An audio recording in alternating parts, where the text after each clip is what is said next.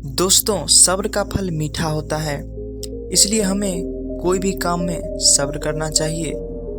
तो आज की इस कहानी को आप पूरी समझ लें तो आप सब्र करना सीख जाएंगे। तो चलिए शुरू करते हैं। एक बार की बात है, गौतम बुद्ध अपने शिष्यों के साथ एक गांव से दूर किसी बड़े नगर की तरफ जा रहे थे। गर्मी के दिन थे और रास्ता भी बहुत लंबा था। गौतम बुद्ध अपने शिष्यों सहित बहुत दूर से चल रहे थे, जिस वजह से उन्हें बहुत प्यास लगती है। वहां से कुछ ही दूर पर बरगद की वृक्ष की एक घनी छांव थी। सभी लोग उस वृक्ष के पास पहुंच जाते हैं। महात्मा बुद्ध अपने शिष्यों सहित वृक्ष की घनी छाया के नीचे विश्राम करने लगते हैं। बहुत देर से चलने की वजह से सभी का गला प्यास से सूख जाता है। यह बात बुद्ध जानते थे। बुद्ध ने अपने एक शिष्य को कहा, आप इस बरगद की छाया से 20 कदम दूर जाकर बरगद की 2 बार परिक्रमा करके वापस आओ। शिष्य वैसा ही करता है जैसा बुद्ध ने बताया। परिक्रमा के बाद जब शिष्य महात्मा के पास आए तो बुद्ध बोले कि क्या आपको किसी ठंडा हवा की अनुभव हुआ था? शिष्य बोला, हाँ महात्मा बुद्ध, उस उत्तर दिशा की तरफ से मुझे कुछ ठंडी हवा की अनुभव हुआ था। शिष्य की यह बात सुन महात्मा बुद्ध शिष्य से तुरंत बोले कि उसी दिशा में चले जाओ, जरूर वहां से कुछ ही दूर पर एक तालाब अवश्य मिलेगा, जिस तालाब से सबके लिए पानी लेकर आओ। शिष्य उसी दिशा में जब कुछ दूर जाता है तो वहां सच में एक तालाब होता है। तालाब देख शिष्य बहुत प्रसन्न होता है और तालाब के निकट जाकर जैसे ही तालाब से पानी भरने वाला होता है, तभी शिष्य की नज़र वहां दूर तालाब में कपड़े धो रही कुछ स्त्री पर जाती है। यह देख शिष्य मन में सोचता है कि यह पानी को गंदा हो गया है। लेकिन जब शिष्य ध्यान से तालाब के पानी को देखता है कि अभी भी तालाब का कुछ पानी साफ है, इतने में 2 बैलगाड़ी जोर से तालाब के किनारे से होती हुई निकल जाती हैं। बैलगाड़ी के पहिए तालाब की मिट्टी के ऊपर इतनी जोर से निकलती हैं कि तालाब के नीचे बैठी हुई सारी मिट्टी तालाब के ऊपर आ जाती है, जिस वजह से तालाब का बचा हुआ पानी भी गंदा हो जाता है।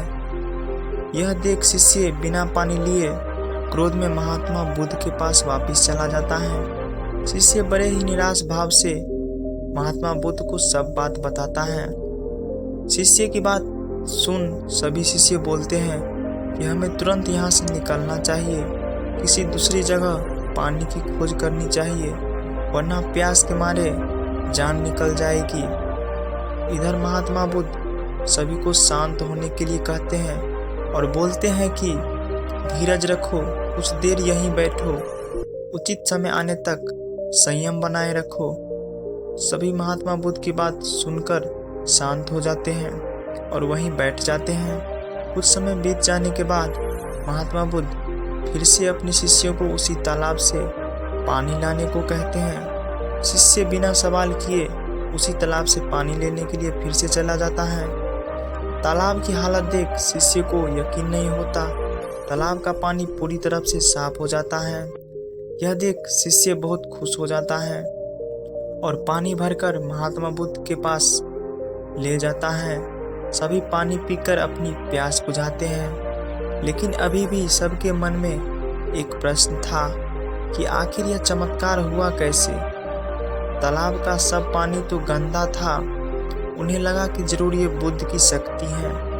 इनमें से एक शिष्य ने यह सवाल महात्मा बुद्ध से पूछ ही लिया कि यह चमत्कार आपने कैसे किया? शिष्य का जवाब देते हुए महात्मा बुद्ध बोले कि यह कोई चमत्कार नहीं, यह आपके सब्र का फल है। यह फल है आपके सब्र बनाए रखते हुए उचित समय का इंतजार का। जितनी देर हम सब लोगों ने सब्र किया, उतनी देर तक तालाब के पानी के ऊपर तैर रहे सभी गंदे तत्व और मिट्टी तालाब के पानी के नीचे बैठ रहे थे। फिर कुछ देर बाद शिष्य जब वहां तालाब के पास पहुंचा, तब तक सब दूषित कण नीचे बैठ चुके थे, जिस वजह से तालाब का पानी पहले की तरह साफ हो चुका था। तथा तालाब साफ दिखाई दे रहा था। यदि उस समय आप लोगों ने सब्र न किया होता, धैर्य न रखा होता, तो आप सब इतनी गर्मी में पानी की खोज में प्यासे रहकर शायद अब तक मृत्यु को प्राप्त हो गए होते। क्योंकि यहाँ से अलग कोई तालाब है या नहीं, और होगी भी तो क्या उसका पानी साफ होगा या नहीं, इन सभी कारणों से आप कभी प्यास नहीं बुझा पाते और प्यास के मारे मर जाते। फिर इतना बोलने के बाद महात्मा बुद्ध शिष्यों को सीख देते हुए कहते हैं कि जैसी स्थिति हम लोगों के समक्ष आज आई है, वैसी स्थिति और मुश्किलें दौर जिंदगी के हर मोड़ पर आएंगे। तब उस समय भी आपको ऐसे ही संयम बनाए रखना होगा और अपने विवेक से काम लेते हुए ही आपको एक उचित फैसले के साथ सही नतीजे पर पहुंचना होगा। हर मुश्किल दौर में सब्र रखते हुए ऐसे ही शांत मन से कोई फैसला लेना चाहिए जिसका आपका और दूसरे की अच्छा हो। क्योंकि ऐसी स्थिति में लोग अक्सर गुस्से में आकर अपना सब्र खो देते हैं और गुस्से तथा जल्दबाजी से गलत काम और फैसला कर बैठते हैं, जिसका बुरा परिणाम उनको भविष्य में देखने को मिलता है, जिसमें खुद का नुकसान अधिक होता है। कुछ परिस्थितियां जीवन में ऐसी होती हैं जहां हमें सब्र बनाए रखते हुए उचित समय का इंतजार करना होता है।